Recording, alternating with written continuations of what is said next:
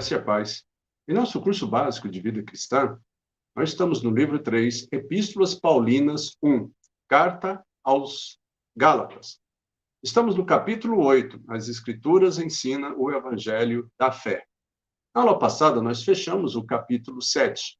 Deus dá a Paulo o seu Evangelho. Apresentamos os seguintes fatos. No tópico 1, o apostolado e o Evangelho de Paulo. Havíamos recomendado a leitura do capítulo 1 e respondemos algumas questões. O que significa a palavra eclésia?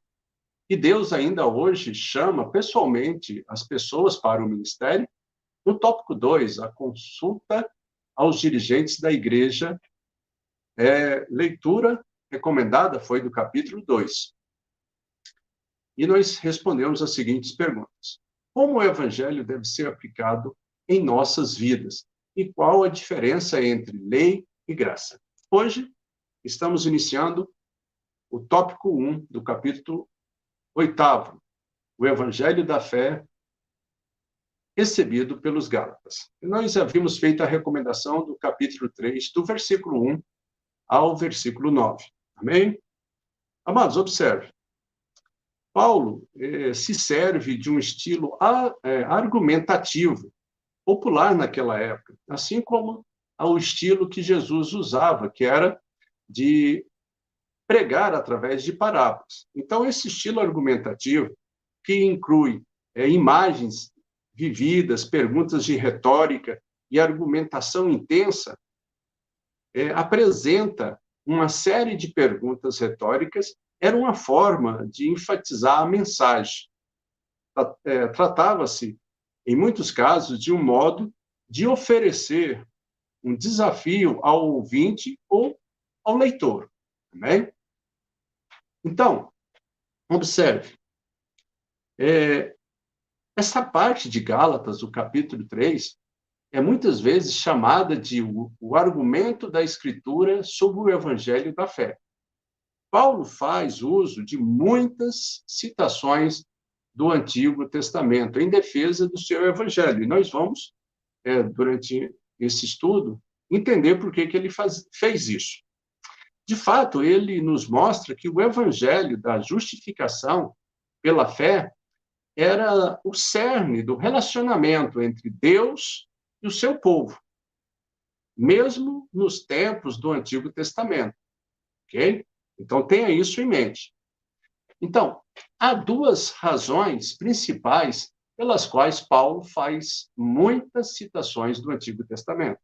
Primeiro, um judeu usaria as Escrituras para a base de argumentos religiosos. Segundo, os seus oponentes, os judaizantes, provavelmente já teriam usado as Escrituras para quererem provar os seus falsos argumentos. Amém? Então, acima de tudo isso, nós sabemos que o Espírito Santo capacitou, inspirou Paulo a escrever o que ele escreveu. Tá? Ele estava na direção do Espírito. Então, a Bíblia, amados, é a nossa base tanto para a fé como para a conduta. Nós temos que entender isso, né? Nós devemos considerar essa prática como um modelo para o nosso ministério, para a nossa vida. Se proclamarmos fielmente a sua palavra, Deus honrá-la-á, fortalecendo a fé dos que nos ouvem e satisfará a necessidade de todos, que pela fé invocam o seu nome. Amém? Então, vamos continuando aqui. Nas lições anteriores, né, o que você observou no capítulo 1 e 2, os argumentos de Paulo derivavam ali de sua experiência pessoal com o Evangelho. Agora, ele volta-se para as Escrituras e mostra que a sua experiência espiritual está edificada na palavra de Deus. E nós também devemos ter como base a palavra de Deus para nós crescermos, para nós edificarmos, ok? Então, observe, ele aponta aos Gálatas a própria experiência espiritual deles, que, crendo no que ouviram, tinham experiência ou tinha experimentado a salvação, o Espírito Santo tinha entrado em suas vidas, fazendo morada neles, eles tinham comunhão com Deus pela fé no Senhor Jesus Cristo. E Paulo estava trazendo isso à tona. E ele começa, lá em Gálatas, no capítulo 3, no versículo 1, Paulo critica os Gálatas. Ele fala assim: ó Gálatas insensatos, quem vos fascinou? A vós outros, ante cujos olhos foi Jesus Cristo exposto como crucificado. Né? Então, vamos analisar aqui, amados. Observamos aqui, primeiro, Paulo chama os Gálatas de insensatos. Por quê? Eles tinham experimentado e eles estavam sendo enganados agora. Paulo considerava que eles tinham a possibilidade de resistirem a tais falsos ensinos. Né? Mas observe, a doutrina do judaizantes, eles contradiziam o evangelho que Paulo lhes ensinava. Não examinaram esse ensino à luz da palavra de Deus, à luz da verdade divina que eles haviam recebido. Foram facilmente iludidos. E em outra palavra que ele usa logo após, ele fala que eles foram, eles estão fascinados, né? Que poderia ser também encantados ou enfeitiçados. Eles foram enfeitiçados. Assim, por detrás da atividade dos falsos crentes, amados judaizantes, havia a obra do próprio inimigo. Né? A brecha que o diabo usa para agir com o espírito de engano é a própria insensatez do cristão, do crente. Tenha isso em mente. Né? Não é à toa que a palavra de Deus fala que Deus resiste ao soberbo, mas dá graça ao humilde. E lá em João, no capítulo 8, versículo 44, a parte A, Jesus diz que vós sois do diabo, que é o vosso pai. E quereis satisfazer os seus desejos, ou satisfazer os desejos. Amém? Então, amados, vamos entender. Paulo mostra que a grande dificuldade que muitos crentes, não só o Gálatas, mas muitos cristãos hoje, enfrentam para ter a revelação da graça de Deus e sair de debaixo do jugo da lei, é justamente o engano do pai da mentira. Tá? Então, observe. O ponto principal da mensagem do Evangelho é que o pecador não pode ser justificado diante de Deus por causa da sua boa obra, mas unicamente por causa da obra de Cristo na cruz. Amém? Então, o que nós observamos aqui? Os Gálatas estavam anulando o sacrifício da cruz, dizendo que ele era desnecessário. Né? E no Gálatas, capítulo 3, versículo 2, Paulo continua: quero apenas saber isso de vós.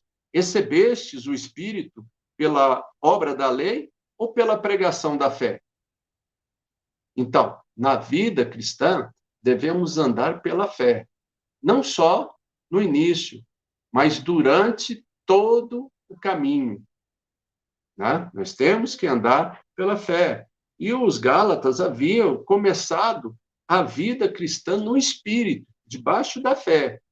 Entretanto, agora, tentavam aperfeiçoá-la segundo os seus próprios esforços, segundo o esforço carnal. Né? Assim, se vivemos pela lei, anulamos a graça.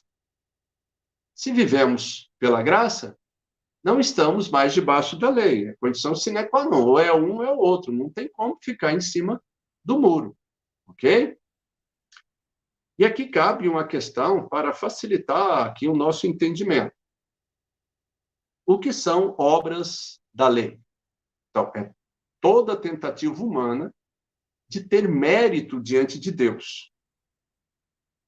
Vamos analisar aí, amados. Portanto, todas as vezes que buscarmos merecer algo de Deus, nós estamos agindo com base nas obras da lei. Entenda isso, isso é primordial para a nossa vida, né? Então, vou repetir aqui para vocês. Todas as vezes que buscamos merecer algo de Deus, estamos agindo com base nas obras da lei. Para que fôssemos salvos, não era necessário que fôssemos circuncidados ou guardássemos a lei, mas foi requerido única e exclusivamente que merecêssemos a mensagem do Evangelho, da graça de Deus. Ou melhor, eu vou consertar aqui, em vez de merecêssemos, crescêssemos na mensagem do Evangelho da graça de Deus. Paulo, ele está mostrando que a nossa experiência com Deus é uma prova de que o Evangelho é verdadeiro. E os Gálatas não podiam negar que eles tinham tido uma experiência poderosa com Deus, né? Paulo lembra os Gálatas dessa experiência, porque certamente foi um grande mover de Deus, foi algo sobrenatural na vida deles. Essa é a grande diferença entre a graça e a lei. Amém? Então, a lei foi dada, mas a graça veio. Lá em João, no capítulo 1, verso 17, diz: porque a lei foi dada por intermédio de Moisés. A graça e a verdade vieram por meio de Jesus Cristo. Então, observe, irmãos, a lei exige obediência e submissão, mas a graça nos é oferecida, né, como um relacionamento com Deus. A graça nos oferece um relacionamento com Deus, pois a maior experiência, ou a maior expressão da graça de Deus é o fato do próprio Deus vir habitar dentro de nós, através do seu Espírito Santo. Portanto, crer na graça significa que eu reconheço que não possuo nenhum mérito e que confio unicamente na obra perfeita de Jesus Cristo lá na cruz do Calvário. Amém? Gálatas, no capítulo 3, verso 3. Sois assim insensatos, que, tendo começado no Espírito, entre parênteses, graça, estejais agora no aperfeiçoamento da carne, entre parênteses, lei. Né? Então, observe, os Gálatas criam que tinham sido justificados pela graça, mas passaram a pensar que precisavam se santificar pela lei. Antes criam no favor imerecido de Deus, mas agora acham que precisam merecer o favor de Deus. Eu espero que você esteja entendendo isso aqui. Então, vamos lá. Quando você está firmado na graça, você experimenta uma grande sensação de segurança e confiança em Cristo. Né? Mas o problema é que as pessoas acreditam mais na lei do que na graça, para levar o crente a vencer o pecado. A graça não estimula o pecado, mas a lei sim. Né? Então, observe, em 1 Coríntios, no capítulo 15, verso 56, diz: o aguilhão da morte é o pecado, e a força do pecado é a lei. Paulo diz que a força do pecado é a lei. Né? Então, está tentando avivar, trazer ali à memória o que eles experimentaram. Eles vivenciaram isso. Né? Então, Paulo enfatiza que a vida cristã é sobrenatural, do princípio ao fim. Gálatas, no capítulo 3, verso 4, diz: terá sido em vão que tantas coisas sofrestes? Se na verdade foram em vão? Vamos trazer uma outra maneira de interpretar isso. Paulo estava perguntando para eles: toda a vossa dura experiência não significou nada para vocês? Tudo que vocês experimentaram não significou nada para vocês? Aqui Paulo pergunta se a conversão pela graça e a consequente perseguição era desprovida de sentido para eles. Lembra lá quando nós falamos no começo da argumentação para levar o ouvinte, o leitor, a meditar, a pensar no que eles tinham praticado? Né? Então, no versículo 5, Paulo mostra a diferença entre o evangelho da fé e os esforços do homem para ser bom diante de Deus, para merecer a bênção de Deus. Tá? Gálatas, no capítulo 3, verso 5.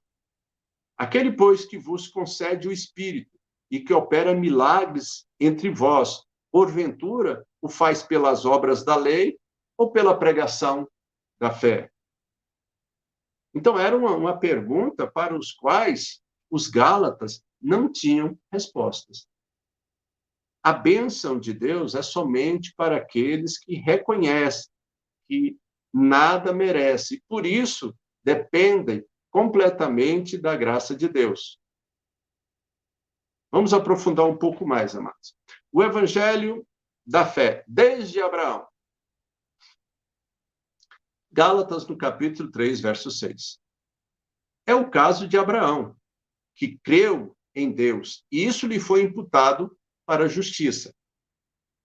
Então, veja bem, Paulo mostra aos Gálatas que o evangelho da fé, por eles recebido, é o mesmo que fora dado aos judeus desde Abraão, séculos antes. Né? Continuando. No argumento aí teológico, Paulo mostra que o método divino da justificação do homem foi sempre pela fé, não mudou, é o mesmo. Né? E tomou Abraão como modelo, como exemplo. Então, vamos analisar aqui. Né? Abraão era gentil, amados, pois viveu antes do surgimento da nação judaica. Aproximadamente, aí, eu diria que uma faixa de uns 600 a 700 anos antes. Né? Desse período. Foi lá na frente, com Moisés, que tudo isso aconteceu. Né? De o povo virar uma nação e de Deus dar as leis para eles seguirem. Então, vamos lá. Os judaizantes citavam Moisés nos seus argumentos, mas Paulo vai muito além de Moisés e cita Abraão. Então, os judaizantes apelavam para a lei, mas Paulo para o conserto da promessa que foi feita antes da lei. Abraão foi justificado por crer em Deus, pela fé, e não por guardar a lei. Então, vamos lá um pulinho em Gênesis, no capítulo 15, verso 6. A palavra diz assim: ele creu no Senhor, e isso lhe foi imputado para a justiça. Gálatas, no capítulo 3, verso 7, diz: sabei, pois, que os da fé que são filhos de Abraão. Sabei, pois, que os da fé que são filhos de Abraão. Então, vamos entender essa passagem. Os filhos de Abraão não são os seus descendentes físicos, nem os circuncisos, mas são todos os que têm perfeita afinidade espiritual com ele. Todos os que são da fé são filhos de Abraão. Os próprios gentios estão incluídos. Por quê? Porque se tiverem fé, eles serão feitos filhos de Deus. Não é isso que diz em João, no capítulo 1, versículo 12? Todos quanto o receberam, deu-lhes o poder de serem feitos filhos de Deus, a saber, os que creram no seu, os que creram na obra de Cristo Jesus. Amém? Continuando aqui. Então, quem pregou o evangelho a Abraão foi Deus, declarando, Gálatas, capítulo 3, versículo 8. Ora, tendo a Escritura previsto que Deus justificaria pela fé os gentios, preanunciou o evangelho a Abraão. Em ti serão abençoados todos os povos. Então, a base da justificação de Abraão diante de Deus foi a sua fé, amados. Assim, ele tinha confiança que Deus cumpriria sua palavra. Todo aquele que crê em Deus sem confiar nos seus próprios méritos, na sua própria capacidade, é feito filho de Abraão. Por quê? Porque foi assim que Abraão foi justificado. Gálatas, capítulo 3, verso 9. De modo que os da fé são abençoados com o crente Abraão. Observe, amados. Quando cremos em Cristo e em sua obra completa na cruz, nós somos aceitos como justos diante de Deus. E também recebemos o Espírito Santo em nós. Amém? Vamos relembrar aqui. A justificação é um ato espiritual. Nós somos justificados pela fé, simplesmente porque quando cremos, Deus coloca em nós o seu Espírito. Amém? Nós já estamos indo para o final desse tópico, né? Então, observe, para que o crente possa receber essas duas bênçãos, a justificação e o dom do Espírito Santo, ele não tem que fazer nada. Tem apenas que crer, ter fé, né? Não precisa praticar obra alguma da lei, mas apenas confiar na graça, como fez Abraão. E para nós encerrarmos, Paulo mostra que os que têm a fé em Abraão são a descendência espiritual do patriarca. Né? Então, aqui que nós somos alcançados, né? Porque nós éramos gentios. Nós não tínhamos a promessa da lei, mas nós somos alcançados por causa da fé. Então, todo aquele que crê em Cristo Jesus será salvo, será feito filho de Deus. Amém? Na próxima aula, nós estaremos encerrando o capítulo 8, no tópico 2, a relação entre evangelho e a lei. Aqui nós recomendamos que você faça a leitura do capítulo 3, do versículo 10 ao 29. Observe, o capítulo 3, nós ficamos só, né, do capítulo 8 do livro, fazendo um estudo mais aprofundado para nós termos o conhecimento melhor.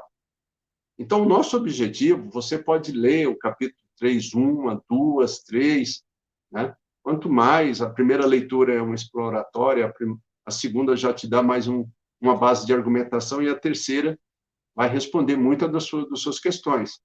Ok? Para quê? Para que nós possamos, na próxima aula, responder algumas questões. Como poderemos, então, ser salvos? Segundo, quantas pessoas, segundo Gálatas, no capítulo 3, verso 11, foram justificadas pela lei? Se a lei não foi dada para justificar, para que serve? E última questão, estará a lei em conflito com o evangelho da graça? Amém? Amados, nós estamos quase terminando, né, esse livro, e o nosso objetivo continua sendo o mesmo, é evangelizar através da palavra. E para isso nós contamos com o seu apoio, que você possa divulgar esse canal à pessoa, aos seus amigos, aos parentes, né? Para que a palavra possa alcançá-los. Assim nós somos edificados no conhecimento e na graça, e eles, através do conhecimento, podem fazer uma opção, né? De conhecer mais o Senhor Jesus. Então, é um trabalho em equipe. Para isso, nós precisamos do seu apoio. Divulgue o canal, né? Não esquece de deixar ali o seu like, né? Falando que você gostou. Não esquece de fazer os comentários, né? Se você tem alguma dúvida, faça ali a sua pergunta, que nós estaremos respondendo, né? E também, se você tem alguma sugestão, né, que você esteja trazendo essa sugestão para nós melhorarmos o canal, o objetivo é esse. E nós contamos com o apoio de cada um dos irmãos. Amém? Que Deus abençoe os irmãos e até a próxima terça-feira, em nome de Jesus.